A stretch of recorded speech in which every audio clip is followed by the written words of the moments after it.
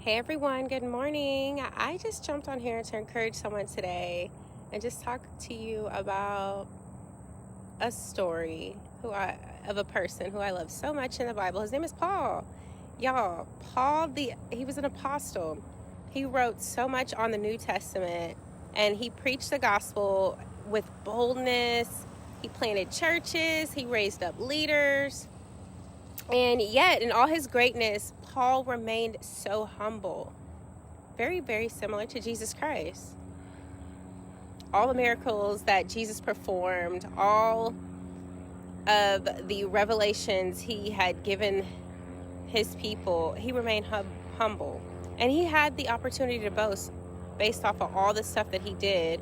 And he was even once a Pharisee, the same exact group of people that belittled and looked down upon Jesus. Paul used to be that person. But he was chosen by Jesus Christ on the road to Damascus. And instantly, his life changed for the better. Paul understood something that many of us often kind of struggle with. He knew that his strength did not come from himself. Had it came from himself, he would still be doing what he was doing, persecuting Christians, living in his flesh. But he knew that everything that he was doing on earth, building churches, discipling, all that came from the Lord.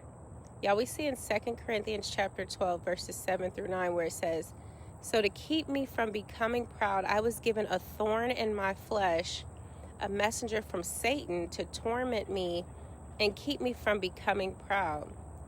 3 times I begged the Lord to just take it away. Please remove this thorn, whether that be a sickness, whether that be migraines, whether that be horrific allergies. Please remove this, Lord." But the Lord responded, "My power works best in your weakness." And so it just kind of transformed Paul's mindset. And he, instead of just, wallowing in sorrow, he's like, oh, Christ can move through me. Well, I'm going to be super excited now. I'm now thankful that me having these ailments, me having these moments of weakness, the Holy Spirit can move through me to show up and flex his glory through my life, because I can't do it alone.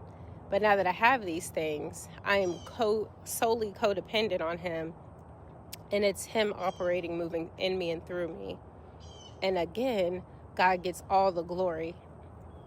So think about a time like when I see people overcome horrific car accidents. People have broken bones. People have gone through a lot of mental trauma, and they still overcome life. They still are able to fulfill the assignments God has for them here on earth. And that's very similar to Paul's story. There's people that have, maybe a missing limb. Me personally, I had a broken finger after a car accident. And even though it's not 100% secure, like 100% free of pain, I'm still able to push through. And when that shocking pain comes through, it makes me remember, like, Lord, you could take this away. You could fully heal me 100%. But I reflect on it and I remember all the amazing miracles he had brought me through. And I know that I am solely dependent on the Lord for getting me through. Now, Paul, he had visions, he had revelations of heaven. Paul could have easily become proud, because he was right there with the Lord. Like, the Lord was tapping in and sending him so many different messages, so many different revelations. But Paul chose to remain humble. Now, we don't know exactly what Paul's sickness was or what ailment he had.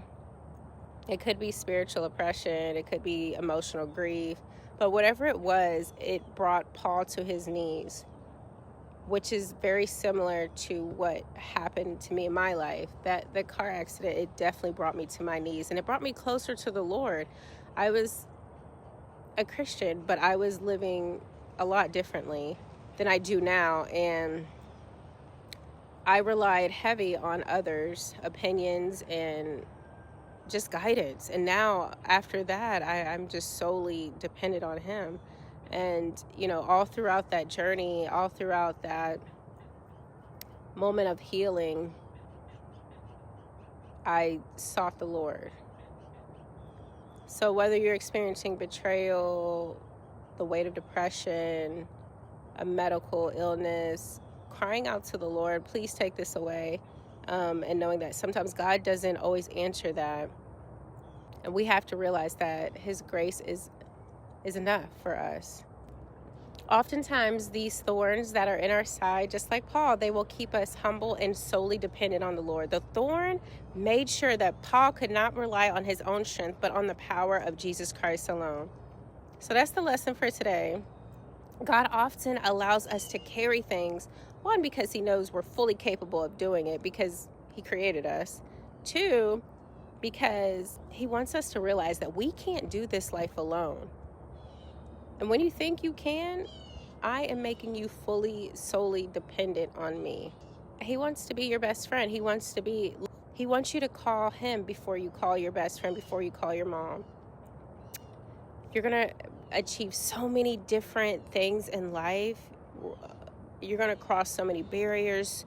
You're going to reach so many goals. And you need to realize that God is going to get all the glory and honor over your life. So I just want to encourage someone today. Don't despise your thorn. Don't look at it as punishment. Look at it as God's reminder that his power flows best when you're not depending on yourself or others. Just like Paul, you may be saying, Lord, take this away from me. But God may be saying back to you, child, my grace is enough for you. So I hope this helps someone change their perspective on humility and just, not being boastful and never being puffed up, and just pointing all glory and honor back to your Father. Because again, in our weakness, Christ is magnified. So stand tall, not in your own strength, but in the strength of the Lord. For it is written in 2 Corinthians chapter 12, verse 10, that's why I take pleasure in my weaknesses, in the insults and the hardships and the persecutions and the betrayal and the troubles and the suffering. For when I am weak, you are strong. Yeah, I pray this message hyped you up. I pray you were encouraged by it. And I pray you all have a beautiful, blessed day. Y'all take care.